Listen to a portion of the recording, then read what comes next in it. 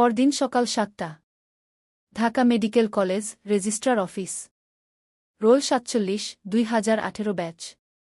আয়ান আব্দুল করিম কেরানি ফাইল ঘাটতেছে। আরোহী বোরকা পরে দাঁড়ায় আছে, চোখ লাল। সারারাত ঘুমায় নাই।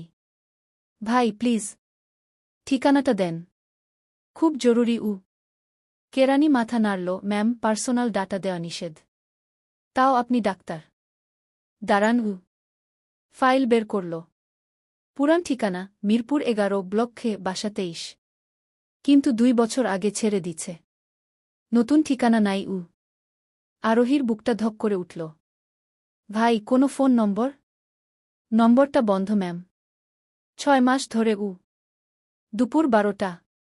মিরপুর ১১, বাসা ২৩, এখন গোডাউন। দারোয়ান বলল, ওই ফ্যামিলি? বাপ মারা যাওয়ার পর মাপোলা ভাড়া দিতে পারত না। ছেলেটা রাস্তায় গান গাইত। তারপর মা অসুস্থ হইল। শুনছি কমলাপুর বস্তিতে থাকে এখন। আরোহী গাড়িতে উঠে ড্রাইভারকে বলল, কমলাপুর চলেন ভাই। বিকাল ৪টা। কমলাপুর বস্তি। নালা, কাদা, টিনের ঘর। আরোহী দামি গাড়ি থেকে নামতেই সবাই তাকায় আছে। আয়ান নামে কেউ থাকে এখানে? আরোহী এক মহিলাকে জিজ্ঞাসা করল। মহিলা সন্দেহ নিয়ে তাকাইল। কেডা আপনে? পুলিশ?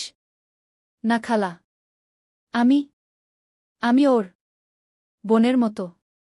ওর মা অসুস্থ শুনছি, দেখতে আসছি। মহিলার মুখ নরম হল। ওই যে শেষ মাথা টিনের ঘর। কিন্তু আইজ সকালে আয়ানের মা মারা গেছে আপা।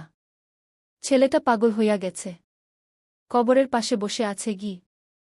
আরোহীর পায়ের নিচ থেকে মাটি সরে গেল। কি বললেন? সন্ধ্যা ৬টা। কমলাপুর কবরস্থান। একটা কাঁচা কবরের পাশে আয়ান বসে আছে। উস্কো খুস্কো চুল, খালি পা, গায়ে ময়লা পাঞ্জাবি। কোলে গিটার, কিন্তু বাজাচ্ছে না। শুধু ফ্যালফ্যাল করে কবরের দিকে তাকায় আছে। আরোহী দূরে দাঁড়ায় দেখতেছে। চোখ দিয়ে পানি পড়তেছে। এই ছেলেটা ঢাকা মেডিকেলের গোল্ড মেডেলিস্ট। আজকে কবরস্থানে পাগল হয়ে বসে আছে, শুধু আমার জন্য। আরোহী আস্তে করে কাছে গেল। আয়ান মুখ তুলল না। মা ঘুমায়, ডিস্টার্ব কইরেন না ম্যাম। মা কইছে ডাক্তার আপা আসলে কইবি, আমি মাফ করে দিছি। আরোহী ধপ করে মাটিতে বসে পড়ল। আয়ান, আমার দিকে তাকাও প্লিজ। আয়ান এবার তাকাইল। চোখ লাল, কিন্তু পানি নাই, সব শুকায় গেছে।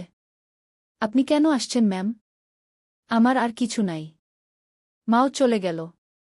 আপনার সম্মান, প্রফেশনালিজম সব ঠিক আছে। আমি তো গায়ক, রাস্তার ছেলে।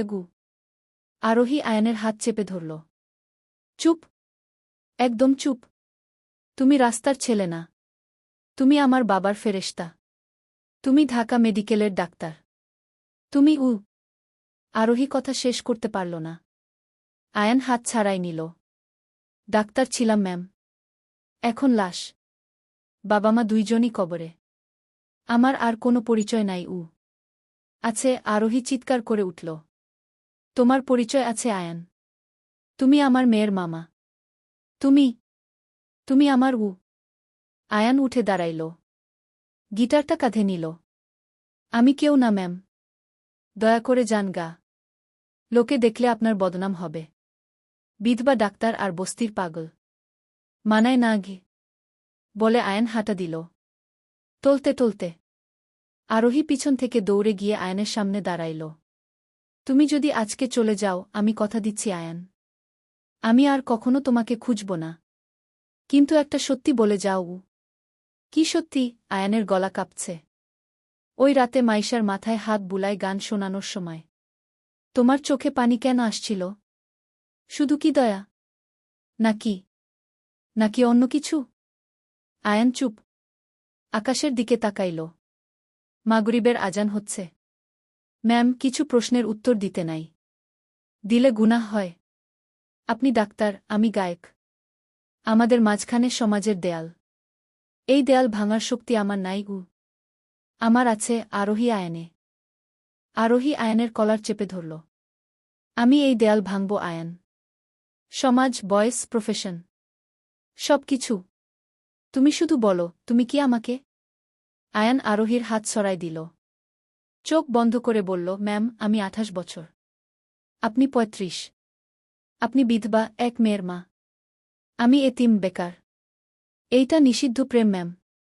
আল্লাহ মাফ করবে না গি। আল্লাহ মাফ করবে। আরোহী কাঁদতে কাঁদতে হাসল। কারণ আল্লাহ অন্যায় দেখতে পারে না। তুমি আমার বাবার জীবন বাঁচাইতে গিয়ে নিজের জীবন শেষ করছ। আজকে আমি তোমার জীবন বাঁচাব। এটা অন্যায় না আয়ান। এটা ঋণ শোধ। আয়ান শেষবারের মতো আরোহীর দিকে তাকাইল। ম্যাম, আপনি আবেগে ভুল করতেছেন। কাল সকালে সব ভুলে যাবেন। আর আমি আবার রাস্তায় গান গাব। এটাই আমার নিয়তিগু। বলে আয়ান অন্ধকারে মিলাই গেল। আরোহী কবরের পাশে বসে রইল। হাতে আয়ানের ফেলে যাওয়া গিটারের একটা ছেঁড়া তার। ইয়া আল্লাহ, তুমি সাক্ষী থাকো। আমি আরোহী, আজকে ওয়াদা করলাম, ওই ছেলেটাকে আমি রাস্তা থেকে তুলে আনবই। ওকে আবার ডাক্তার বানাব। ওর মায়ের কবর পাকা করব। আর আর যদি ও রাজি থাকে, আমি সমাজের সামনে দাঁড়ায় বলবো, হ্যাঁ, আমি বিধবা ডাক্তার। আর ও আমার নিষিদ্ধ প্রেমখ। রাত 11টা। আরোহীর বাড়ি। মাইশা ঘুমায় গেছে। টেবিলে আয়নের ডেমফি ঈদ কার্ডের টপ্পি। আরোহী প্রফেসর কামালকে ফোন দিল। স্যার, ঘুম ভাঙালাম। একটা হেল্প লাগবে গি। বলো মা গি। আয়ান আব্দুল করিম। ওকে ডেমখিতে ফাইনাল ইয়ারে আবার ভর্তি করাতে হবে। সব খরচ আমার। আর আর ওর জন্য একটা কেবিন লাগবে। ওর মা মারা গেছে স্যার। ছেলেটা শেষ হয়ে যাইতেছে গি। প্রফেসর কামাল চুপ করে রইল কিছুক্ষণ। তারপর বলল, আরোহী মা, তুমি কি শিওর? সমাজ কি বলবে? আরোহী জানালা দিয়ে চাঁদের দিকে তাকাইল। স্যার, সমাজ আমার বাবাকে বাঁচায় নাই। সমাজ আয়ানের মাকে বাঁচায় নাই। সমাজ শুধু কথা বলতে জানে। আমি সমাজের ধার ধারি না। আপনি শুধু বলেন, হেল্প করবেন? করব মা। আব্দুল করিমের ছেলের জন্য আমি সব করব। কাল সকালে আমার চেম্বারে আসো। ফোন রেখে আরোহী ডায়েরিতে লিখল, আব্বা, তোমার ফেরেশতাকে আমি খুঁজে পাইছি। এখন ওকে বাঁচানোর পালা। দোয়া করো আব্বা। তোমার মেয়ে আজকে সমাজের সাথে যুদ্ধে নামতেছে গি।